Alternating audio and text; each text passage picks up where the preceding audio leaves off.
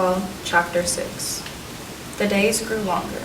The cows moved close to the pond where the water was cool and there were trees.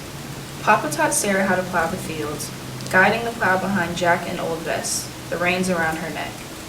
When the chores were done, we sat in the meadow with the sheep, Sarah beside us watching Papa finish. "Tell me about the winter," said Sarah. Old Bess nodded her head as she walked, but we could hear Papa speak sharply to Jack. "Jack doesn't like work," said Caleb. "He wants to be here in the sweet grass with us." "I don't blame him," said Sarah. She lay back in the grass with her arms under her head. "Tell me about the winter," she said again.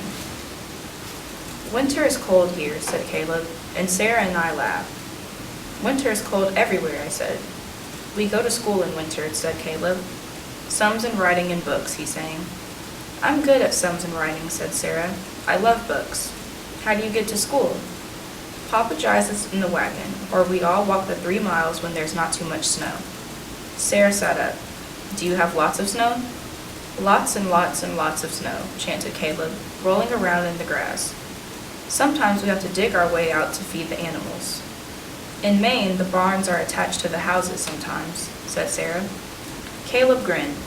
"So you could have a cow at a Sunday supper?" Sarah and I laughed.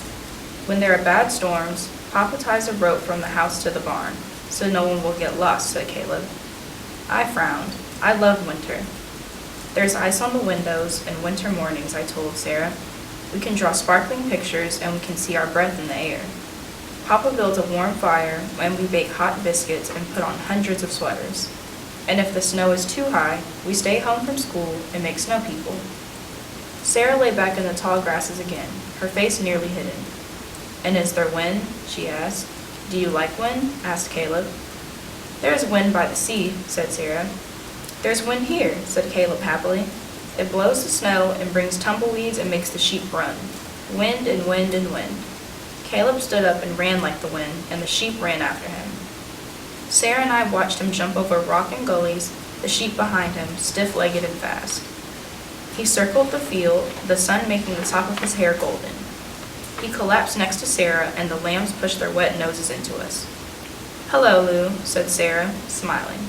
"Hello, Maddie." The sun rose higher, and Papa stopped to take off his hat and wipe his face with his sleeve. "I'm hot," said Sarah, "and I can't wait for winter wind. Let's swim." "Swim where?" I asked her. "I can't swim," said Caleb. "Can't swim?" explained Sarah. "I'll teach you in the cow pond." "That's for cows," I cried.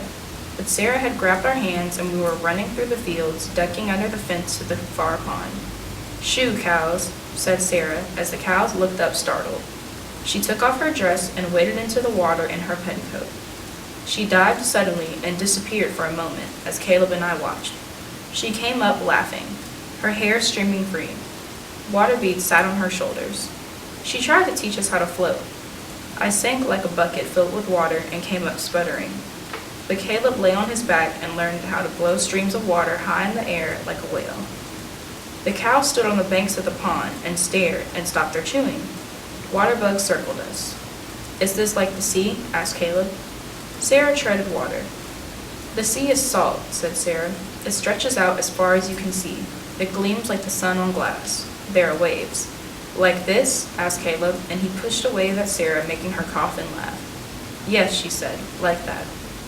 I held my breath and floated at last, looking up into the sky, afraid to speak. Crows flew over, 3 in a row, and I could hear a killdeer in the field. We climbed the bank and dried ourselves and lay in the grass again. The cows watched, their eyes sad in their dinner plate faces. And I slept, dreaming a perfect dream. The fields had turned to a sea that gleamed like sun on glass, and Sarah was happy.